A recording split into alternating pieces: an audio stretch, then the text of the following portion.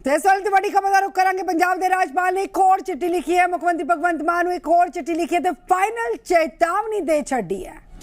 Final चेतावनी दे दी है। राज्यपाल ने की लिखिया, कहते हैं कि इस तो पहला कि मैं राष्ट्रपति को कानून की उल्लंघना संबंधी रिपोर्ट भेजा, मेरिया चिट्ठियां का जवाब दे दो। राज्यपाल ने नशे और लॉ एंड ऑर्डर को लैके कई तरह के सवाल खड़े किए। पंजाब के राज्यपाल की सीएम मान एक होर चिट्ठी तो 1 अगस्त को एक चिट्ठी लिखी गई सी, जिसकी उन्होंने याद दिलाई। उन्होंने कहा कि जी 1 अगस्त को मैं थोड़ा चिट्ठी लिखी सी, उसका हाल तक जवाब नहीं मिले मैनू। राज्यपाल ने चिट्ठी लिख के सीएम मान तो जवाब मंगे है। मेरी चिट्ठी का जवाब देने की थां ते मेरे ते तुस टिप्पणियां कीतियां, 10 दिन ठल्ला किया सी, वेला किया सी, और इस ते भी गवर्नर के वालों एतराज़ जाहिर किया गया सी कि मेरे लिए इस तरह की शब्दावली इस्तेमाल की गई है। पंजाब दे विच वधिया नशिया ते लॉ एंड ऑर्डर जो है खराब हो चुकी है स्थिति। राज्यपाल ने कहा कि पंजाब दे विच लगातार नशिया संबंधी पंजाब सरकार तो जवाब मंगया जा रहा है, कोई जवाब नहीं दे रही है पंजाब सरकार। नशिया दे करके किस कदर हालात पंजाब दे खराब ने, कानून व्यवस्था बिल्कुल चरमरा चुकी है, सवाल किए गए ने, लेकिन पंजाब सरकार कोई जवाब नहीं दे रही है।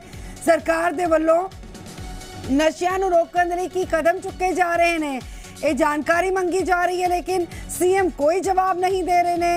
राज्यपाल इस बार खासे गुस्से दे विच महसूस हो रहे हैं। जो चिट्ठी दे विच उन्होंने लिखिया, उन्होंने चेतावनी भरी चिट्ठी लिखी है राज्यपाल ने पंजाब के मुख्यमंत्री के नाम।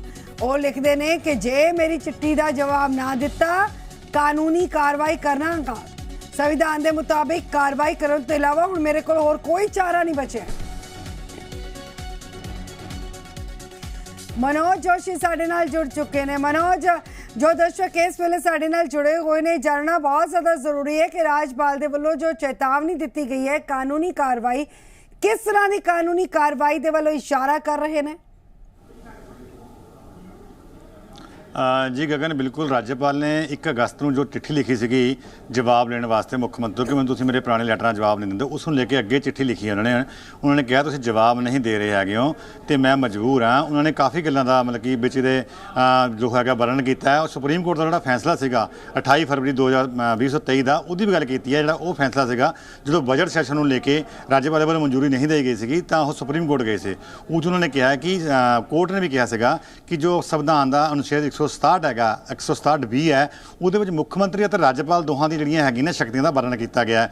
तो इस दे बावजूद तुसीं मेरियां पत्रां का जवाब नहीं दे रहे, जो तो मैं पूछ सकदा कानून को लेके, प्रशासन को लेके तो होर गल्लां लेके। पर उन्होंने इस जिहड़ा अज लैटर लिखिया वो पूरी गल्लां लिखियां ने। कहंदा नहीं, उन्होंने लिखिया कि तुसीं मेरे बारे अभद्र भाषा शब्द का इस्तेमाल करते हो, जिसमें लिखा गया है पता नहीं महाराष्ट्र से या नागालैंड से पता नहीं कहाँ से आए हैं। राज्यभवन के जनाब ए अली को चुनाव लड़ना चाहिए, वह फाजिलका और फिरोजपुर जाते हैं, फिर टिकट ले लें, वहाँ से चुनाव लड़ लें, वह मेरे हेलीकॉप्टर का इस्तेमाल करते हैं और फिर चुनाव मुझे भी बुरा भला कह जाते हैं। सरकार का हेलीकॉप्टर है ना, इसलिए मुझे लगता है कि राज्यपाल के बहुत ज़्यादा हस्तक्षेप की जरूरत नहीं है।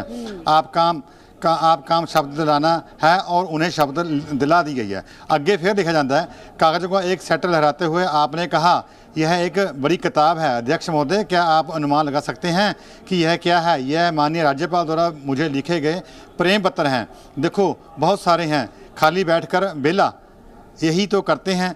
जब भी उनका मन करता है वह पत्र लिख देते हैं, फिर पूछते हैं मैं जवाब क्यों नहीं देता, हमें सरकार चलाने दें, हम निर्वाचित हैं। ये गल्लां जिहड़ियां ने राज्यपाल ने अपने लैटर 'च लिखियां ने। अज वो एंड 'च राज्यपाल जो कहते हैं वो कहते हैं कि तुसीं मेरा जवाब नहीं दे रहे, मैं मजबूर हाँ, मैं कानूनी राय ले ली है तो तुसीं मैनूं जवाब नहीं दे रहे। इस कारण ये गल है कि जो संविधान है जो संविधान शामिल करना जरूरी है। जो मुख्यमंत्री ने यह कहा सी दूसरे विधानसभा सैशन के दौरान कि सिर्फ चिट्ठियां लिखण दे नाल तो कुछ नहीं होएगा, केंद्र सरकार तो स्कीमां आउणियां भी जरूरी ने, फंड्स होने भी जरूरी ने।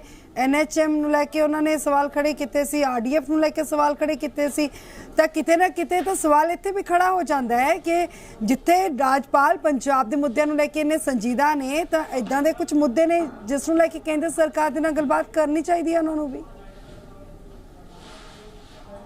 ਬਿਲਕੁਲ ਰਾਜਪਾਲ ਨੇ ਆਪਣੇ ਲੈਟਰ ਦੇ ਵਿੱਚ ਜੋ ਮੁੱਖ ਮੰਤਰੀ ਨੂੰ ਲਿਖਿਆ ਉਹਦੇ ਇਦਾਂ ਦੀ ਕੋਈ ਗੱਲ ਨਹੀਂ ਲਿਖੀ। ਉਹਨਾਂ ਨੇ ਸਿਰਫ ਤੇ ਸਿਰਫ ਆਪਣੇ ਦੁਆਰਾ ਜੋ ਪੱਤਰ ਭੇਜ ਕੇ ਲੈਟਰ ਭੇਜ ਕੇ ਉਹਨਾਂ ਤੋਂ ਜੋ ਜਾਣਕਾਰੀ ਮੰਗੀ ਸੀ ਉਹਨੂੰ ਹੀ ਸਟ੍ਰੈਸ ਕੀਤਾ, ਉਹਦੇ ਉੱਪਰ ਹੀ ਜ਼ੋਰ ਦਿੱਤਾ ਹੋਇਆ ਉਹਨਾਂ ਨੇ ਗੱਲ ਕਹੀ ਹੈ ਤੁਸੀਂ ਮੈਨੂੰ ਜਵਾਬ ਨਹੀਂ ਦੇ ਰਹੇ ਹੋ ਕਿ ਮੈਂ ਮਜਬੂਰ ਹਾਂ ਕਾਨੂੰਨੀ ਕਾਰਵਾਈ ਕਰਨ ਲਈ, ਕਿਉਂਕਿ ਸੰਵਿਧਾਨ ਦੇ ਤਹਿਤ ਮੈਨੂੰ ਜੋ 167(b) ਹੈਗਾ ਉਹਦੇ ਤਹਿਤ ਮੁੱਖ ਮੰਤਰੀ ਔਰ ਰਾਜਪਾਲ ਦੀਆਂ ਜਿਹੜੀਆਂ ਸ਼ਕਤੀਆਂ ਨੇ ਜੋ ਉਹਨਾਂ ਦੇ ਕਰਤੱਵ ਹੈ ਉਹ ਪੂਰੀ ਤਰ੍ਹਾਂ ਦਿਖਾਏ ਗਏ ਨੇ। ਤੁਸੀਂ ਉਸ ਦੇ ਅਨੁਸਾਰ ਕੰਮ ਨਹੀਂ ਕਰ ਰਹੇ ਕਿ ਜੋ ਮੈਨੂੰ ਅਧਿਕਾਰ ਦਿੱਤਾ ਗਿਆ ਕਿ ਮੈਂ ਤੁਹਾਤੋਂ ਹਰ ਚੀਜ਼ ਦਾ ਜਵਾਬ ਮੰਗ ਸਕਦਾ, ਪ੍ਰਸ਼ਾਸਨ ਨੂੰ ਲੈ ਕੇ, ਕਾਨੂੰਨ ਨੂੰ ਲੈ ਕੇ ਤੇ ਹੋਰ ਜੋ ਵੀ ਕੰਮ ਹੋ ਰਹੇ ਨੇ ਭ੍ਰਸ਼ਟਾਚਾਰ ਨੂੰ ਲੈ ਕੇ।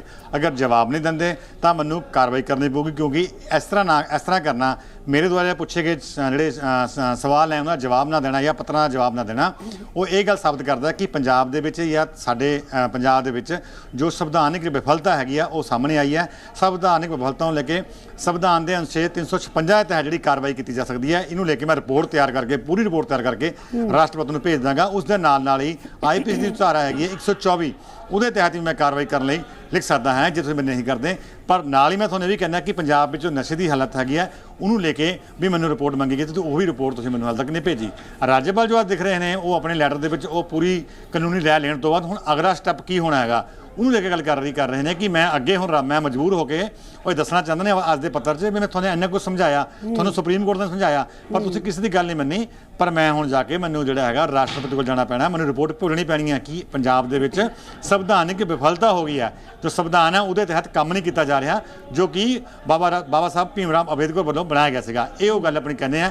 ਲੱਗਦਾ ਹੈ ਕਿ ਰਾਜਪਾਲ ਕੋਈ ਅਗਲੇ ਸਟੈਪ ਦੀ ਕਾਰਵਾਈ ਕਰਨ ਵਾਸਤੇ ਜਾਂ ਕੋਈ ਅਗਲਾ ਸਟੈਪ ਚੱਕਣ ਵਾਸਤੇ ਤਿਆਰੀ ਕਰ ਰਹੇ ਹੋਏ ਆ, ਜਿਹਦੇ ਲੈ ਕੇ ਉਹਨਾਂ ਨੇ ਪਹਿਲਾਂ ਹੀ ਇੱਕ ਲੈਟਰ ਹੁਣ ਮੁੱਖ ਮੰਤਰੀ ਨੂੰ ਚੇਤਾਵਨੀ ਤੌਰ ਤੇ ਲਿਖਿਆ ਹੈ। ਜੀ ਗगन, ठीक है, अगर मान लो कि राष्ट्रपति तक सारी रिपोर्ट भेज दी जाती है राजपाल दे वल्लों बना के, की लगता है कि अगे इसके की नतीजे निकल के सामने आ सकते हैं?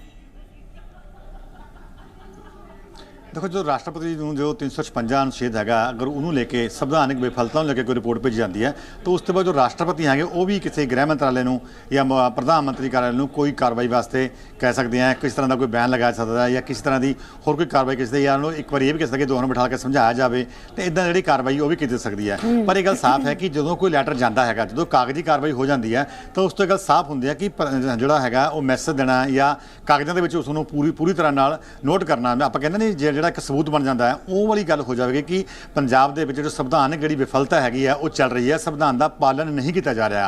राज्यपाल का लिखा हुआ लैटर या भेजी हुई रिपोर्ट राष्ट्रपति को इस गल की मोहर हो जाएगी कि पंजाब दे विच संविधान का पालन नहीं किया जा रहा।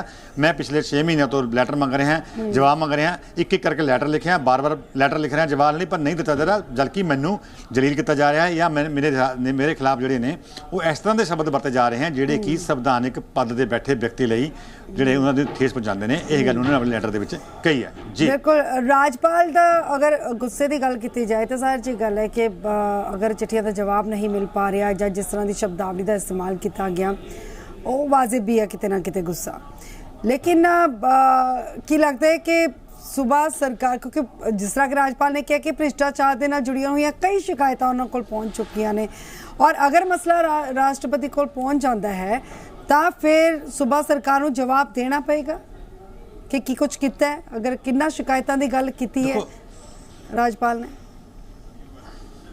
देखो उन्होंने राज्यपाल ने पिछली बारी जो हिंदुस्तान के सॉलिसिटर जनरल है उन्होंने गल करने की भी सलाह लेने की भी गल की गई सी।